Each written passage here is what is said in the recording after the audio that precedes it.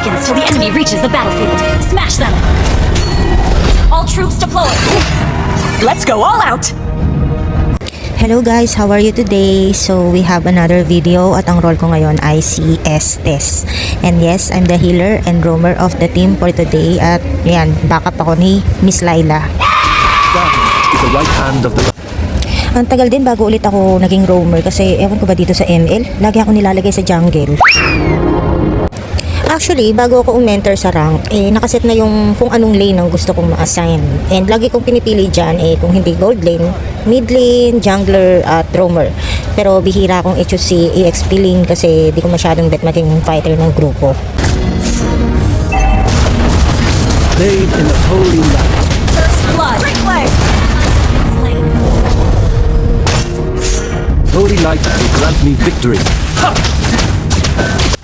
And kapag roamer naman ako na na-assign, hindi ako nagtatank kasi hindi ako marunong nun. Ang tinakatang ko na si Carmilla or Franco, pero si Franco very rare ko siya gamitin, and si Carmilla naman pag trip ko lang. Usually pag roamer ako, lagi kong pinipiling maging healer. Yes, healer kasi it reminds me of Acolyte. Alam niyo ba yun guys, yung sa Ragnarok?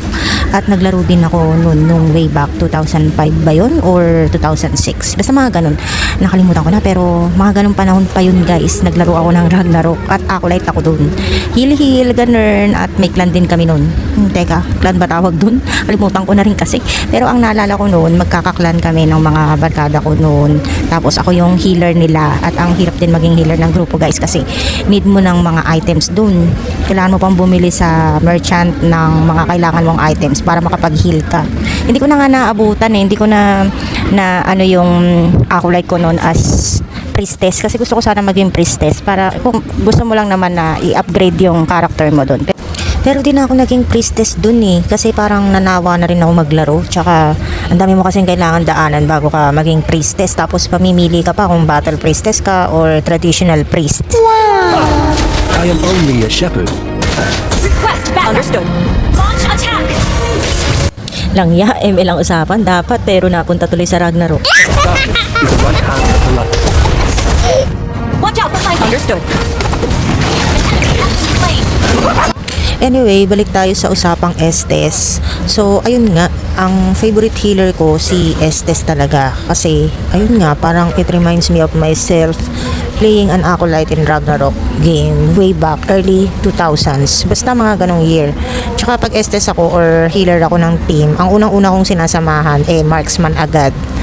Kahit sino pang marksman yan, siya talaga yung una kong sasamahan. Then, pag natulungan ko na siyang gibain yung turret sa gold lane, tsaka ako respawn sa ibang ka-team. Ganun ako maglaro ng roamer. Request back. Understood. Slain the turtle. And dito, medyo proud ako dito kasi natutulungan ko talaga si Nana na huwag mamatay.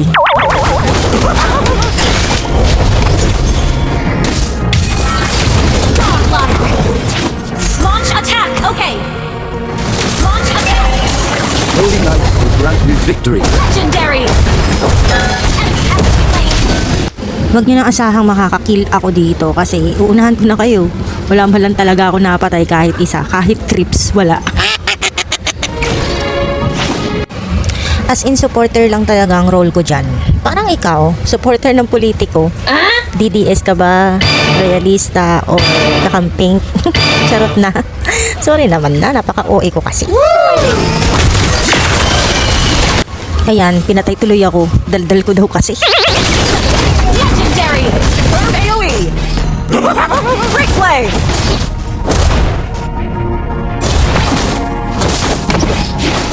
I am the chosen.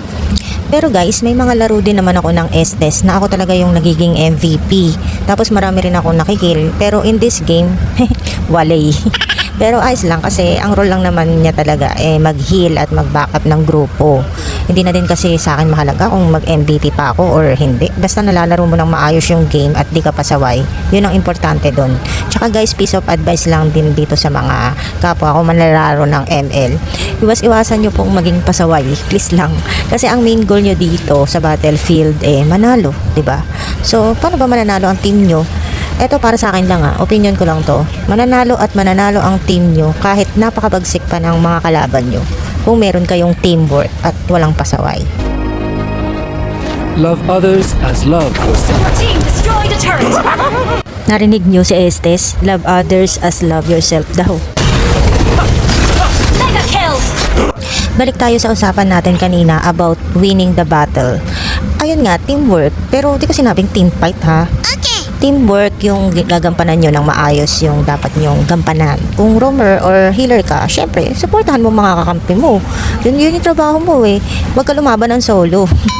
Kasi yung iba pasaway. May naging kakampi ko dati. Florin siya nun eh. Florin. Aba, nag-solo flight. Eh di wow, sabi ko.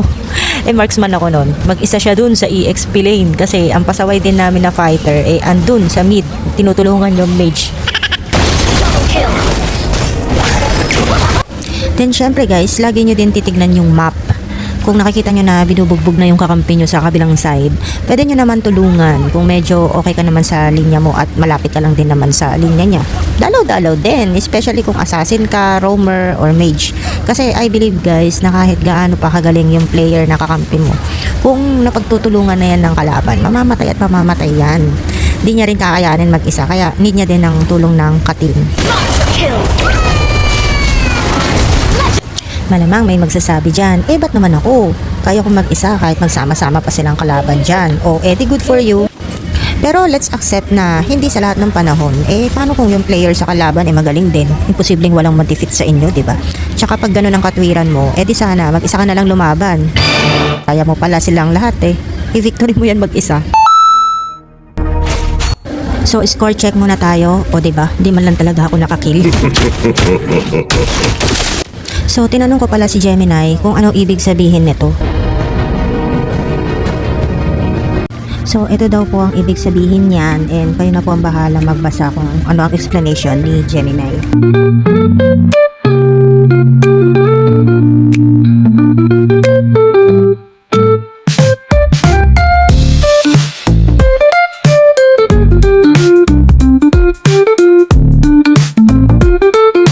So, sa summary naman ng stats ko, sa status ko, you have a score of 0 to 12. Even though you have 0 kills, your 12 assists show you've been heavily involved in 12 of your team's total kills, which is great for team play. Your team destroyed a turret. Watch out for flanking. Okay. Kaya mukhang nagampanan ko naman ng maayos ang pagiging supporter ko. Oh wow. Not bad. All right, now here we go. Godlike. Launch attack. Understood. Hail to the holy light. Legendary. Destroyed a turret. Love others as love yourself. Legendary. Double kill.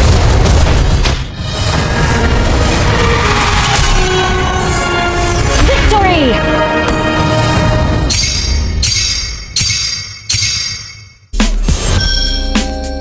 Hello, my friend.